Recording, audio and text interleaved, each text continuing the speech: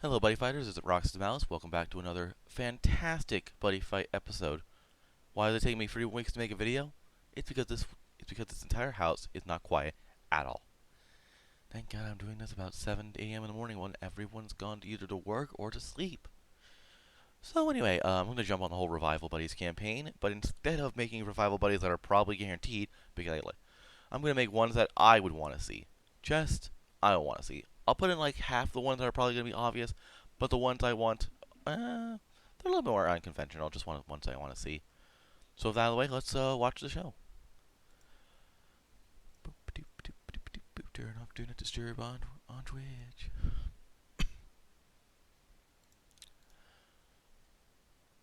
So for my Dragon World pick, I believe that the Shadow Dragons are going to get a rebuddy. Why is Shadow Dragon getting a rebuddy? Well, let's think. Drum Boss going to get a rebuddy. Garga's already gotten rebuddy. So from those two, we basically can deduce that Drum and Ball are going to get rebuddies, or at least Ball Soleil. So literally all the main character buddies spectrums are all going to be good, and Noboru's already playing Knights, and Jack Knight Dragon's already gotten his rebuddy. So basically, pretty much every rebuddy that most likely is going to be there is already going to be there, except for one little boy, which is Shadow Dragon. Shadow Dragon was always an interesting card during the X meta, because everyone hated X, and this guy came out and everyone loved it. You stack them and make Shadow Dragons into your drop zones as possible, into the souls of your size 1, 2, and 3 as they got bigger. So the more Shadow Dragons you had in your deck, which is really good, the more soul you get. I believe the next Shadow Dragon monster would have built-in protections for itself. Yeah, built-in protections. I'm fucking stupid. Can help me. The next Shadow Dragon would have its own built-in protections while in the soul, so that way it gives basic ace protection to the entire Shadow Dragon archetype from the get-go.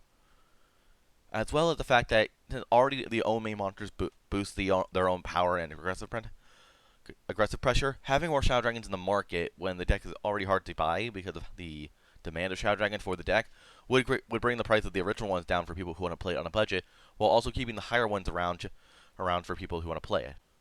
For my Danger World pick, we have about 2 options. We have Tyrant, which already has a pretty good new buddy in Jet Black Storm.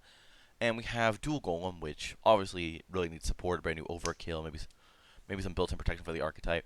But the ones I think needed the most are Demon Godel, Cerberus, and Helgapard. Just all those 3 guys need life support.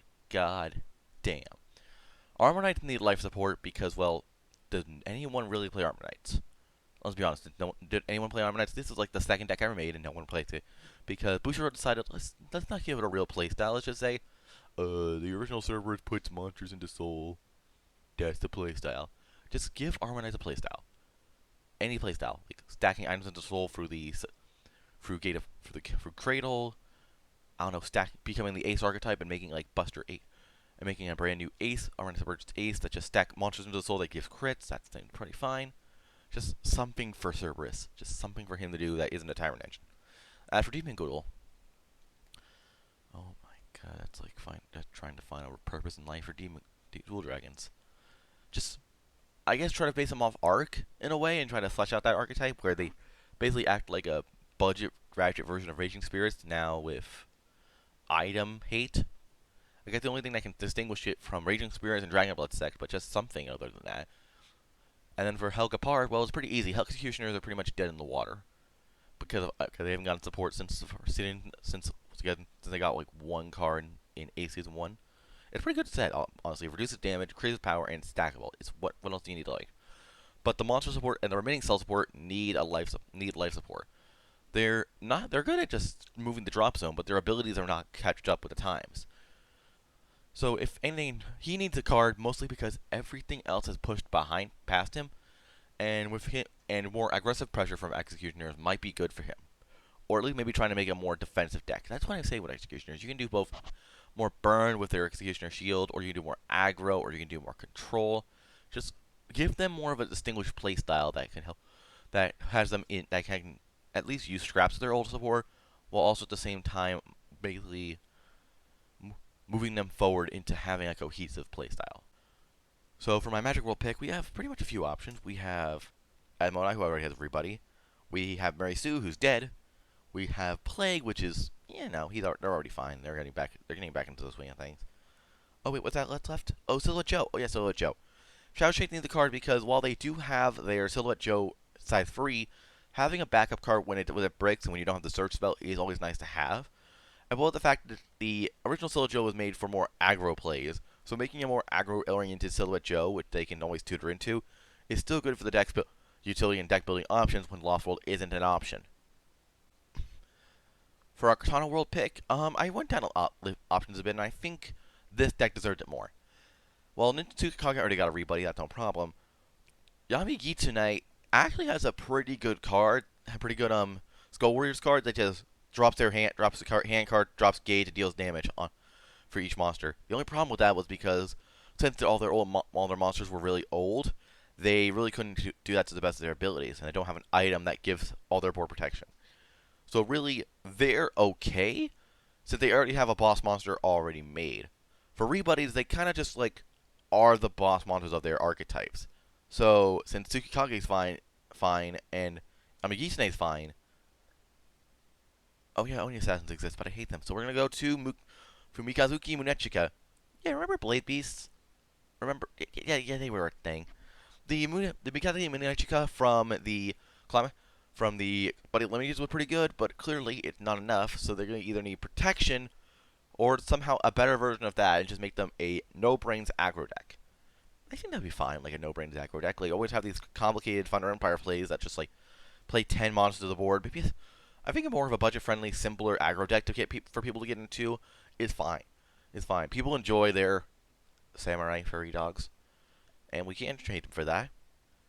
But for us, Mikazuki Munechika Rebuddy, I would recommend maybe more pushing into the aggro, maybe either equipping an item from the deck, so equipping it from the deck directly, and then boosting it from the drop zone.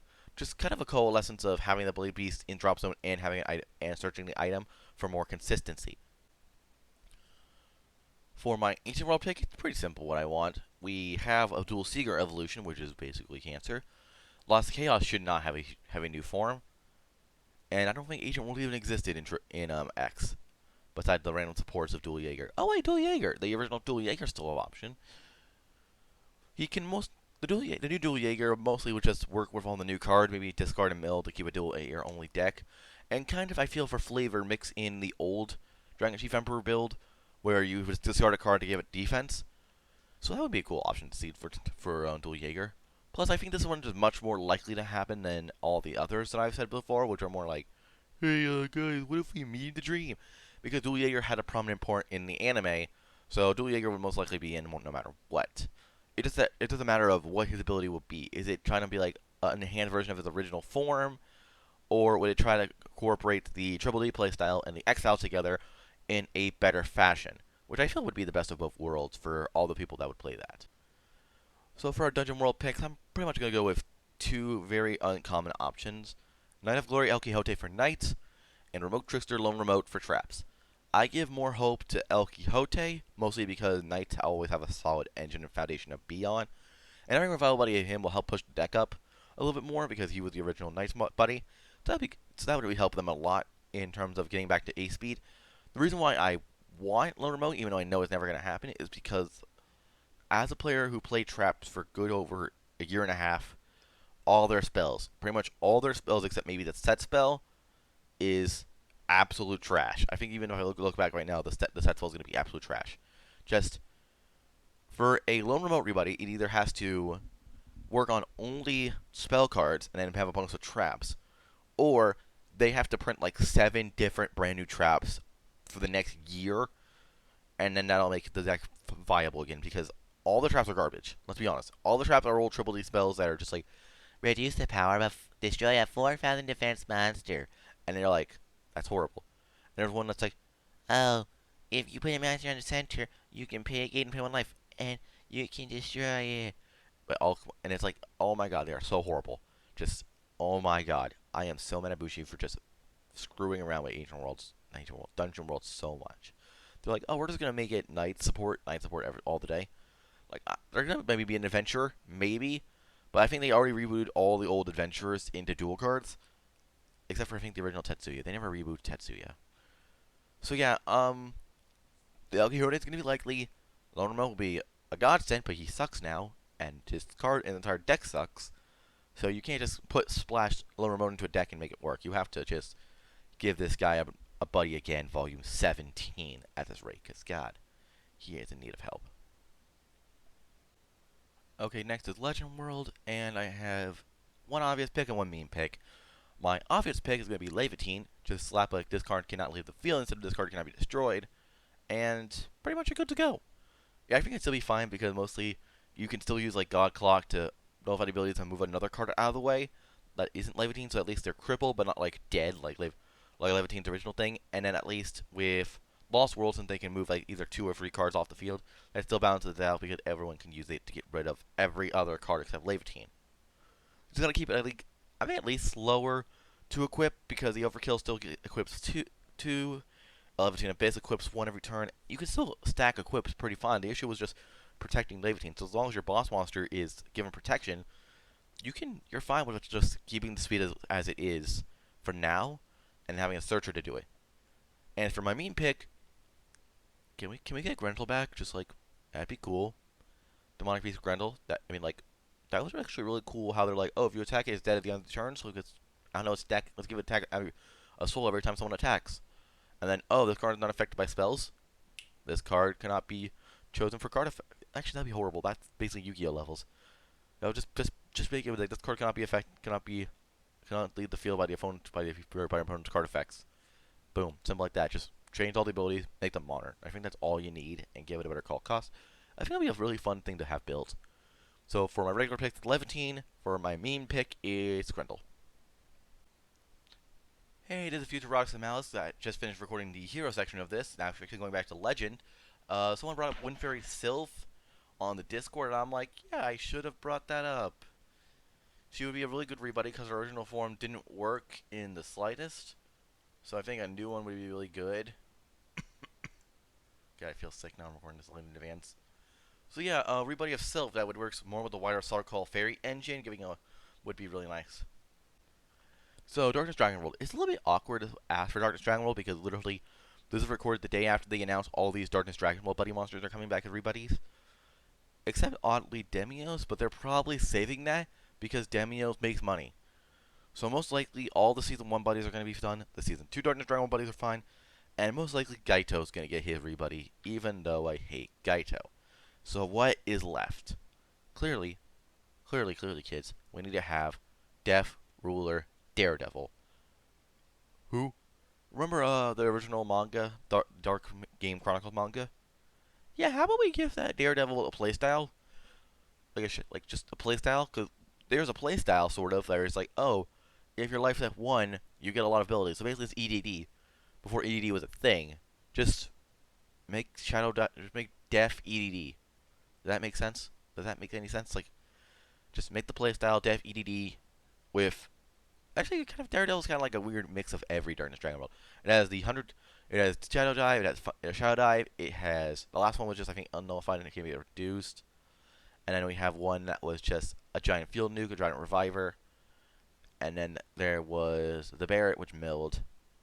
Yeah, a lot of them are just mill. So basically, you either make you kind of like can make a fun little deck of just incorporating all of like every Darkness Dragon mechanic about alternate ring cons and into one deck, but not make it too powerful. Just kind of like make a toolbox where you can like, oh, it mills, oh, it burns, oh, it can attack over your opponent's center. Like, those aren't strong abilities on their own. That's why I would say it's better to like coalesce them, or at least just take all the stuff that's Daredevil from before and just put it together and make a playstyle of them. Like, if you want to make a new Daredevil, like combine it with Daredevil Force, I think that would be a good option. And like give it and like that playstyle where it's very much a suicidal playstyle that Toru used in the manga. It's like some playability. So just like, oh, mill your shields. Oh, if you don't protect if your life's low, just get these effects. It's pretty simple. You've already done with EDD. Just make it with Def. Just get. I think it'd be cool just to see the guy come back. It'd be a fun little manga surprise. So for my hero world pick, I think it's pretty obvious who it's going to be. So first, I think we're gonna get Mukul as everybody, since everyone really likes Mukul. He was always liked. His deck was very popular during the 100s era. His character was really popular during the anime, and overall, he hasn't gotten that much support since his initial release.